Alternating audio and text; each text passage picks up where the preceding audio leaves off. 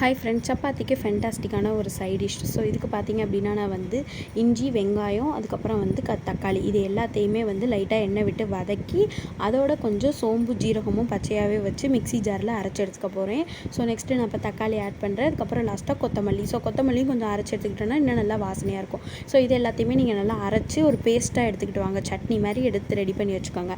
Next நம்ம வந்து எண்ணெய் விட்டு அதில் மசாலா சாமான் எல்லாத்தையும் ஆட் பண்ணி நம்ம அரைச்சி வச்சுருக்க பேஸ்ட்டை அதில் ஊற்ற போகிறோம். ஊற்றி இந்த மாதிரி நல்லா கொதிச்சு வந்ததுக்கப்புறம் காலிஃப்ளவர் நான் ஆல்ரெடி வேக வச்சுருக்கேன் பிளான்ச் பண்ணி. ஸோ அந்த காலிஃப்ளவர் எடுத்து இதில் கொண்டு ஒன்றா நம்ம அதில் ஆட் பண்ணிக்க போகிறோம்.